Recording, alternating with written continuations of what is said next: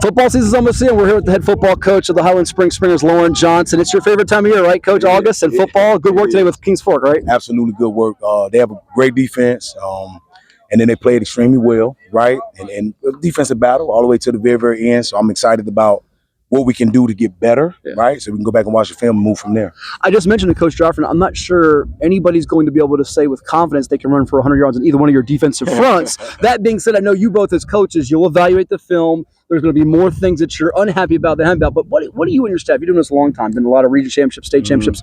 What do you try to take from this as you get ready for your second scrimmage, game one? What's sort of the ends, the do's and don'ts for it, if you will? I'm just looking for who wants to be competitive at this point in time. Like, it's very, very vanilla what we're doing. Yeah. We're not doing a whole bunch of stuff in terms of defense or scheme, but who just wants to compete? Who wants to run around and compete?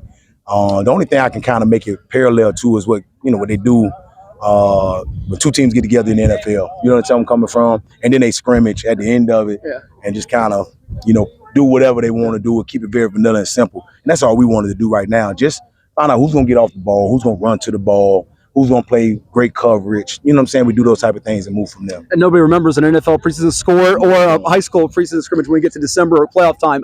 I was just telling Will Garlick, my colleague, I would pay admission, even though I don't have to pay admission, to see 45 play. That's your son, Peanut, Brennan Johnson. He is something else out there to watch, and he made a play late in the scrimmage coming from one end to the other to make a tackle. And it's got to be a joy for you, but also Savage, this is the last season, right, Coach? To go with Braylon up to the next level. This is it. For Johnson Males being on the sideline. That's right. Girls coming, right? Yeah, my daughter, she runs track and she'll be helping me and she'll be on the sideline with her dad at times. Okay. But it's bittersweet. You know what I mean? I'm gonna be honest with you.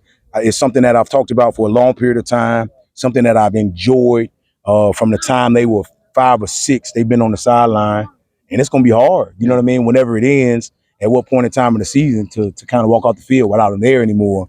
It was a little bit easier of a transition when Braylon left because I had Brendan here, but now with Brendan being gone, it's going to be a little bit tough for me. It'd be hard, but I'll adjust. Just like any other football player, you make the adjustment at halftime, and then you keep moving. So it'll be all right. I don't even have to ask him. I know Brendan was a heck of a player. You were in your day. Did you ever get 3-time defensive state player of the year? He's going for that, but I know he'll tell me I'd rather have the ring than defensive player of the year. Yeah, he probably would, but I tell you what, if he plays like that on a regular basis, he helps us get to that point, right? Yeah. So he's doing his part. And I'm excited about that, and it means a lot to me and his mom. Last two for you. Let's chat about the new quarterback. Nelson Lane, he's committed recently to Army for you. New guy stepping in for Christian Martin, who's at Maryland. I thought he'd throw a really live football, and he's got some wiggle back there. Showed some good signs, I felt. Yeah, we just had to, again, limit them. We don't want them defensive ends from Kings Fork, them defensive linemen, them big out hogs, putting their paws on him early. So we limited him and what he can do and how he can move.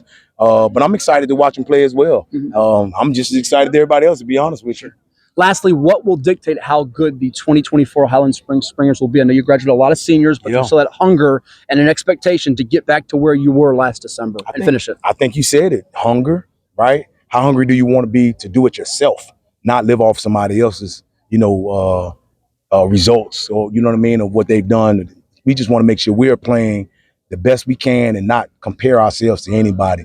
I've heard many people say, comparison is the thief of joy, right? So we just want compare ourselves to what we have this year, not to what we did last year or anything else. And I think if we do those things, we can move ourselves in the right direction. Should be a lot of fun for the Springers on their quest to JMU. Thank you so much. All the best. Thank you, man. I appreciate you guys always.